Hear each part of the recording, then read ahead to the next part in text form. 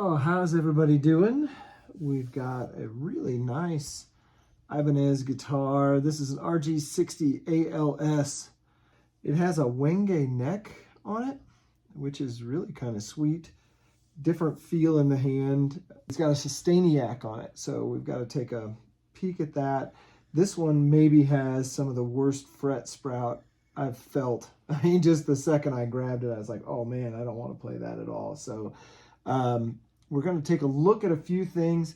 I don't know how many know this, but I have a setup sheet that I go through, and in here it has kind of the incoming and then the outgoing columns, and I go through and fill all of those out with what it's, you know, how is this thing coming in, and then how is it when I leave. But that way, if a player says, man, I want it back the way it was, I know what it was. So we've got 664s on the bass, and what do we have on the treble here? 564s. Man, maybe even a little bit more. It might be 6 on both. It is 6 on both. Holding, you can hold anywhere you really want to. The neck to body joint's fine. But this is the 22 thou here at the 7th fret. And it's just about right. So I would like that to be somewhere around 10 to 12 for this style of guitar. Pickup height, if we hold down at the 24th fret, is 564s there, 564s there on both ends. So go ahead and measure that as well. Here on the treble side, it's 4, or sorry, the bass side is 4, and the treble side looks to be 4 as well. Let's take the 22, and it's way higher than that. It's probably another, let's just put the 12 in there with the 22, so this would be 34. It's more than that, so let's grab the highest one. This would be 42. We're approaching the right number, so it's probably 48 if I had to guess. Let's see if it's close to the same or if it's quite different. There's 22, and it's close to 22. I would say let's put 12 and 14 together, which would be 26. It's probably really close to that. It is. There's a lot of folks who watch my videos, and they are very detail-oriented people. So I should share that I did tune the guitar prior to turning the camera on to take all of those measurements. Sometimes it doesn't really do a whole heck of a lot of good to take your measurements if the guitar's not in tune. These Ibanez have this really sweet truss rod cover that just scoots out of the way for you, which is always kind of nice. I'm gonna slack off.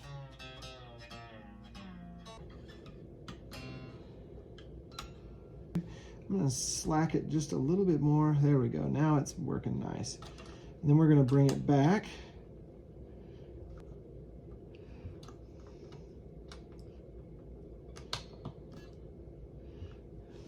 This is a Fender scale, so we can take a peek. Conventional wisdom tells us that if we're sitting flat, we're going to be really close once we put string tension on, and it's got just a little bit of bow to get back out of there. Probably about that much right there, maybe a little bit more, we'll see. That's super, super close. I might go just one more tick there. There we go. Now I've got my 12 in my hands. We're just higher than 12, but we are a heck of a lot closer. 14 is probably, yep, we're about 14. So I do want to adjust just a couple thousandths more. So 357. That is getting sweet right there at the 7th fret. Yeah, I'm gonna go with that. So I always let the guitars sit at least overnight. Most of the time I let them sit a couple days before we'll do anything. So That adjustment right there would have affected the string height just a little bit, and I can already tell it's going to play better, and it's probably sitting pretty close to the spec I'm looking for. So we're at 5 and 4, and I would like to see it more like 4 and 3. When I'm adjusting any type of floating tremolo, I do like to take all the tension off the springs, because as you turn these screws, these are hardened screws back here at the bridge, and as you turn them, it slowly destroys the knife edge. The sweet thing about Ibanez is Ibanez has replaceable knife edges, so you can just pop those out and replace them. Not many people know that, but it is a fact. I believe, is this the same Allen key? It is. So we're going to turn this down. We'll go 1/4 of an inch if we can get it. Sometimes you get into 1/4 of an inch, 1/4 of a turn. Yeah, maybe we'll do 1/2 a turn. Sometimes you get in on some of these guitars and they got no room left to make adjustment. Moment of truth. Feels definitely lower again. Starting to feel like a real guitar. That's 4/64, and come on, baby, 3/64. So I would say that's right where we want it. We'll see if we get any string buzz or anything like that. Man, I love this thing. It's a Crimson 6-inch file, and we're gonna run this across here. Yeah, you can definitely feel it. Just probably a handful of times like this. It's amazing how quickly these take care of things. Oh, that's so much better already. Probably just a couple more.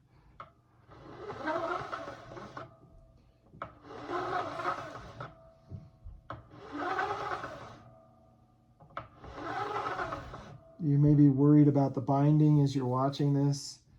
The binding and the frets need to work together. It's a relationship, and you can't have one without the other. We're just going to grab a little bit at the back there.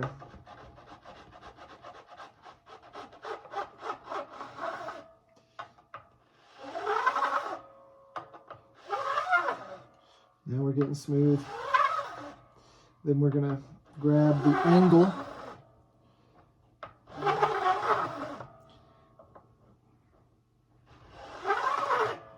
That should be right where we want them. Oh yeah, that's so much better. Sometimes I have a Fret Guru file, and you can use that right on the fret end if you got one that's just a little bit grumpy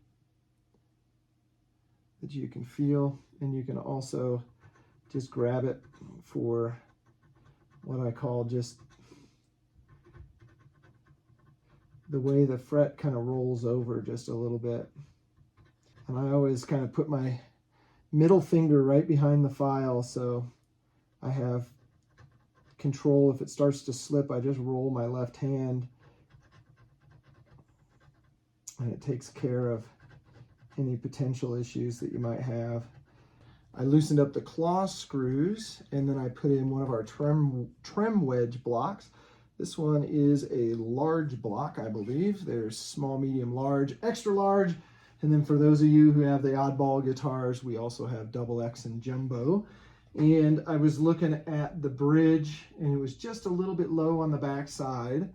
So I kind of bumped it up. I moved the blocks. So those are, I don't know how many people have seen these, but they're graduated blocks.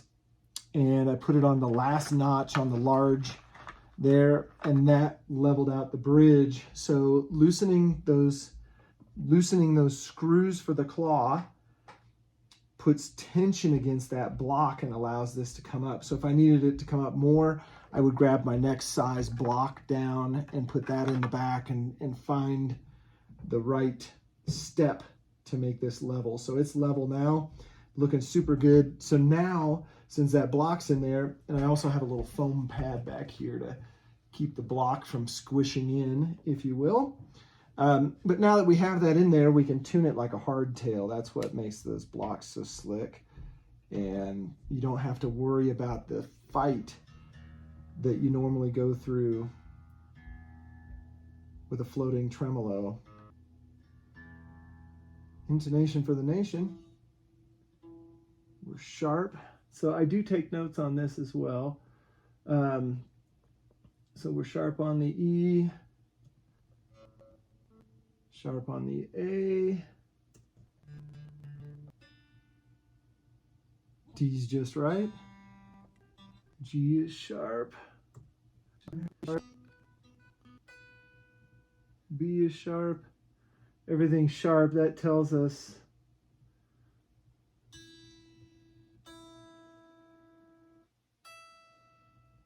and the E is just fine. So that tells us that moving that bridge a little bit is probably what caused that. This particular Ibanez bridge I do not have a tool for. I have one that I've worked on and I just haven't gotten it to the point where I'm super satisfied. So we're going to do this old school and detune. And we said, because we took our notes, we said that we were sharp on this one. We'll bring you guys right in here. Hopefully my hands just aren't taking up the whole movie here, but we're going to take this little screw out.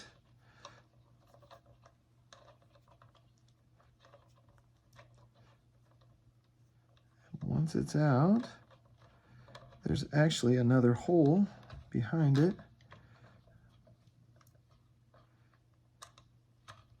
Right in this region.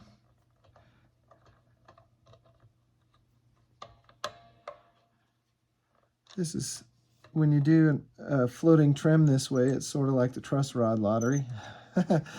You have to go through this several times before you finally land where you want to land, which is why the pickpocket tools are so nice, and not, you know, trying to sell our stuff here. It's just, you get used to doing stuff one way and you get spoiled.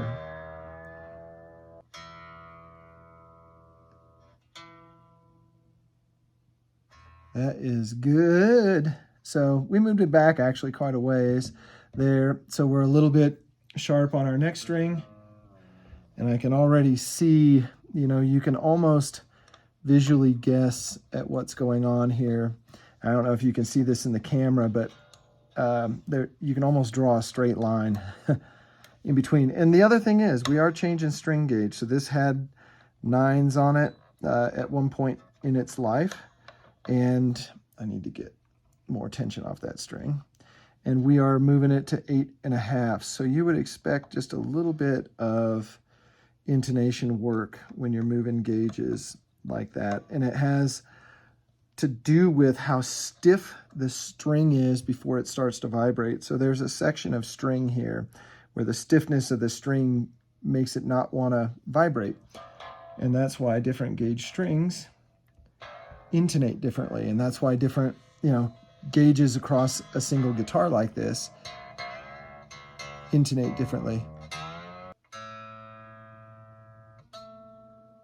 Just a little sharp still, but you guys get the idea here. I'm taking this string tension off, you can see, and we will move this back just a little bit more.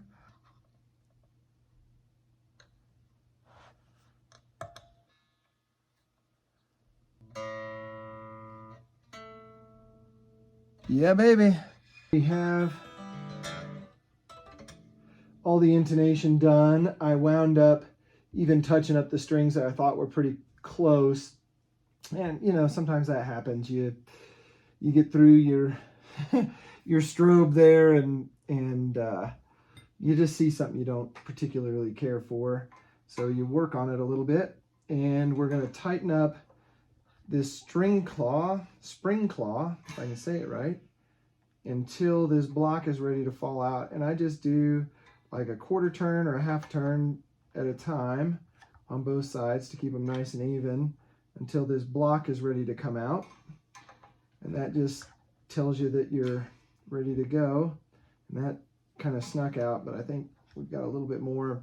One nice thing is, if the block does come out, you can just fire up your tuner like this. These are always good things to show. And we should be able to so it's a little sharp. So I'm going to loosen these screws just a tick. Okay, we should be really close. Yeah, baby. Along with the strings, the owner dropped off some Allen keys, and in that bag was a washer and a nut, and the Sustainiac did not have a washer or a nut on it, and this is like an indexed thing, and it's really only grabbing like a thread or two. I can see why this fell off. And it looks like maybe this is a 9mm. So there's some kind of an indication tab over here. I don't know if you can see that. But there we go. That's as tight as I'm willing to get it. How's everybody doing this morning? All right, so we let it sit overnight. I already checked a bunch of the measurements this morning. Everything looks really good. So we're gonna do a quick, hopefully quick string change here this morning. I think we've got the right Allen key here. Yep, we do. We're gonna be at the guitar show. I think it's in Aurora, Colorado. If I remember right, I'm here in Castle Rock, Colorado. So we're south of Denver. Been getting quite a bit of snow here lately, but we're going to be at that guitar show. We're going to have all of our tools there. I'm going to be doing some demonstration stuff just with the Floyd Rose tremolos, just showing people how to set them up. And again, I'm agnostic, man. If you want to buy my tools, it's awesome. If you just want to learn how to set up your guitar, that's what I'm all about. The reason I do everything I do is about helping people create music and be creative. And for me, that's my number one. So if you're in Colorado and want to check out that guitar show, I think it's March 26th, if I remember right. My wife and I are both going to be there. Like I said, we'll be set up to sell some tools, do some demonstrations and stuff. But I went last year, met a lot of really, really cool people, and some other guys that are on YouTube here. One of them is building an acoustic guitar, as am I, and I apologize for not having much content there. I've been working on a couple other personal projects that have been taking all of my focus. One of them is almost done. It's a pedal board that I've wanted to do for myself for a long, long time. And I've been having a few, I'll call it wiring issues, and it's because I'm trying to do something different. Slinkies, these are 8.5s. So kind of an interesting gauge, but a little bit lighter on the longer scale length here. So 8.5 it is. But yeah, back to building things. Everything's a prototype the first time through, and it can be quite difficult. So I've spent way too long on this pedal board, and again, it's a personal project, so it's totally worth it for me. Every once in a while I get away from developing products and doing things for the company, if you will, and I focus a little bit more on personal things. We've all got to do that. Just like a lot of other things, I am going to do a few wraps on these, even though there's a locking tremolo. We all know that past the locking nut, we don't see much, but you'll see some pretty well-known guitar players do things beyond the locking nut that would surprise you, and you think, oh, why would you need to do that, right? But it matters. Things matter. People will laugh at you. People will point, but I can tell you that there's a lot of things that matter at stage volume that you don't hear in your bedroom. So it's best to do things by the book. The best that you know how, I guess, is probably the way that I would tell you. Now we're gonna see if we can wedgie this guy in, and now I'm looking at, hopefully you guys can see that the bridge is level, right where we want it to be. So I've got my block in here. It's on the very, very first notch. If I ran out of notches, I go to a smaller block and start kind of at the bottom here. I hope that makes sense for everybody. So now this will speed you up even if you're just tuning a Floyd Rose, just changing the strings and tuning it. It's not a setup at this point. It will speed you up because now you can tune it like a hardtail.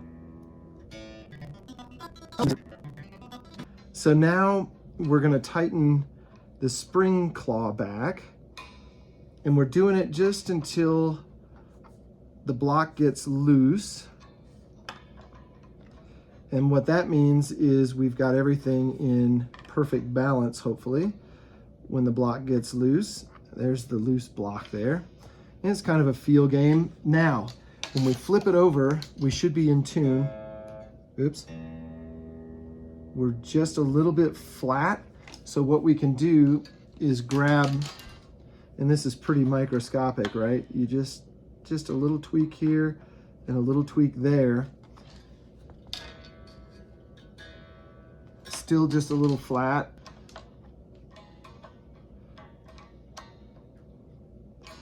Right there. And we're bang on. Now we're gonna go through and check everything now that we have new strings on. Again, everything last time through gets checked in the playing position. So we've got our 12 thousandths feeler gauge, 7 and 9. And it is just buttery right there. That's great. Our string height, we were shooting for 4 64ths, and we are right there. And 3 64ths, we are just a little bit high on the treble side. So I'm going to go through, take the string tension off and do that. I'll bring you guys back. Not action at the first fret. Just slightly higher than 22 on the bass side, and 20 thou on the treble side. So it's a little bit high on the bass side, but with these lighter gauge strings, I don't feel it in my fingers. It's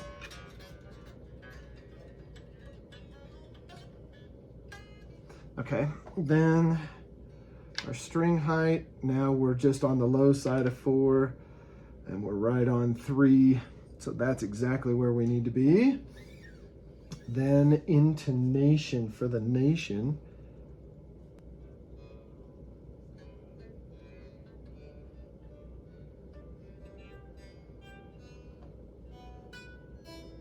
The last thing I want to do is take a look at pickup height on the bass side here.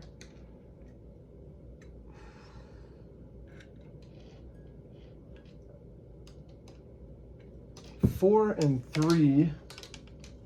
I feel like I want to push that down just a little bit.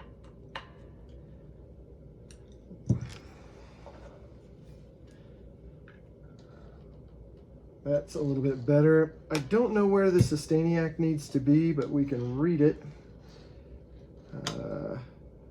That's 4.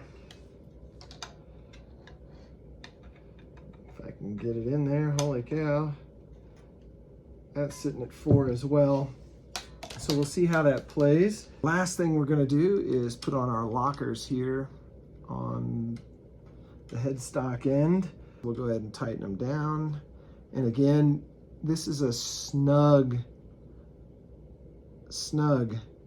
If you turn your Allen key this way, you can over tighten them. If you keep it with the short end here, hard to over tighten them, but it's just snug. You're just keeping the strings from slipping. That's all you're gonna do. I did stretch the strings off camera. Everybody always gets on to me about not showing that. Everybody wants to see the inchworm. So away we go.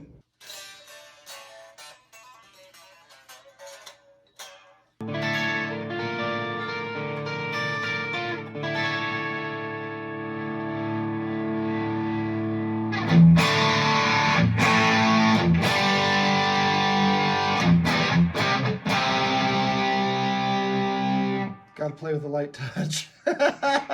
Listen. See, you can hear the beat pulse if I play soft. Yeah.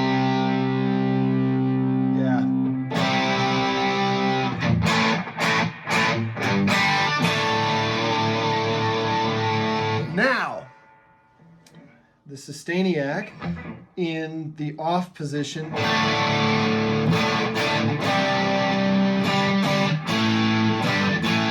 Sounds like a normal neck pickup, right? And I think this is a bare knuckle. Did I hear that right? Bare knuckle? I don't know. It's pretty...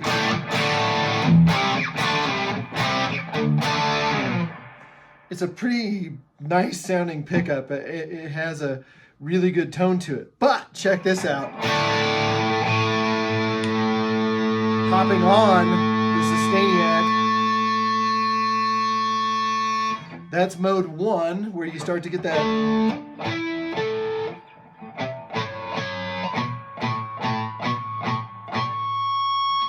harmonic.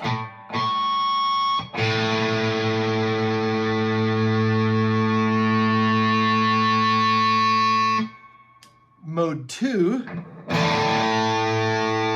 just the octave, I think.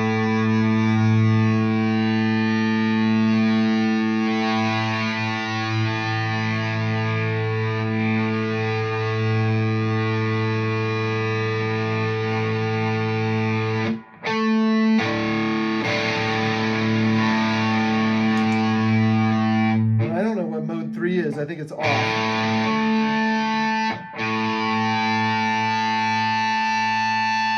Nope.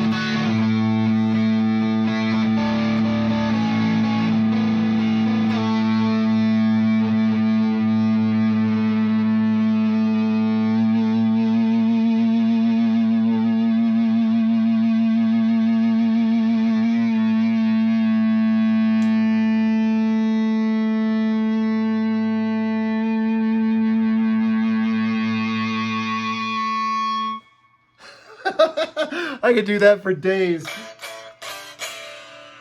Thanks for checking us out. Thanks for hanging out, doing a little work on some guitars here. Hope everybody has a great new year. Talk to you later, guys.